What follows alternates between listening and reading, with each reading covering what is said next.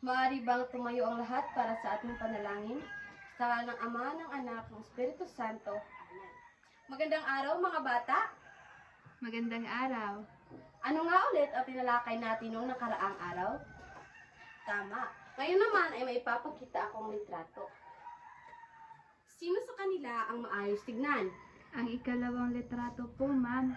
At ano naman ang napapansin ninyo sa unang larawan? Hindi po maayos ang kanyang buhok. Tama.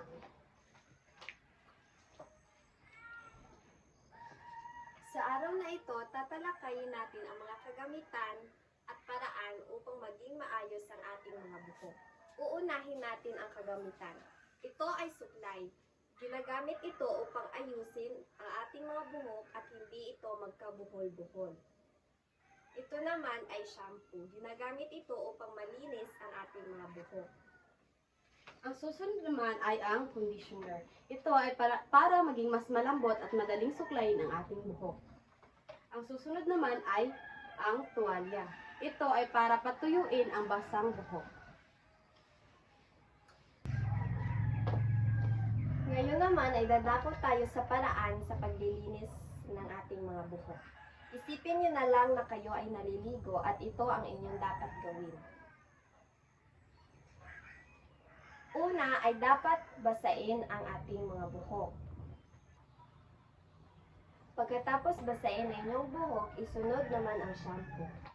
Siguraduhin na lagyan lahat ng parte nito. Pagkatapos ay banlawan ito ulit upang maging malinis.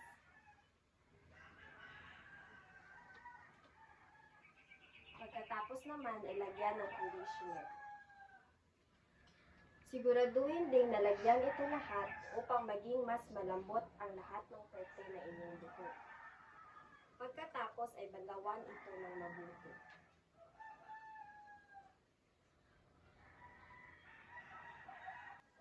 Pagkatapos banlawan ito ng mabuti, pigain at gumamit ng tuwalya upang matuyo ang buhok. Dahan-dahan lamang sa pagpapatuyo ng buhok. Pagkatapos nito, meron ka na makintab at magandang buhok. Pagkatapos patuyuin, gumamit ng suklay upang maayos tignan ang ating mga buhok.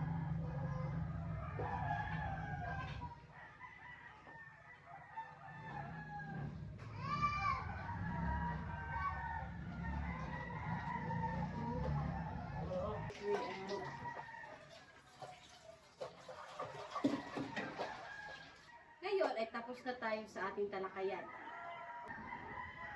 Ngayon ay dumako naman tayo sa ating gawain. Maghanap kayo ng inyong kapares at bibigyan ko lamang kayo ng 5 minuto upang maghanda kung ano ang inyong gagawin upang may pakita dito sa harap ng klase kung paano ninyo alagaan ang inyong mga buhok. Ngayon, dahil tapos na tayo sa ating talakayan at sa mga gawain, meron akong mga tanong. At sa sino ang gustong sumagot, itaas lamang ang inyong kamay at tumayo. Ano nga tungkol ang ating talakayan? Tungkol sa pag-aalaga ng buhok. Tama. Ano ang mga iba't ibang kagamitan sa pag-aalaga ng buhok? Suklay, shampoo at conditioner. Tama. Bakit mahalaga ang alagaan ng ating mga buhok? Upang maging mas malusog at malinis. Magaling. At dito nagtatapos ang ating aralin sa araw na ito.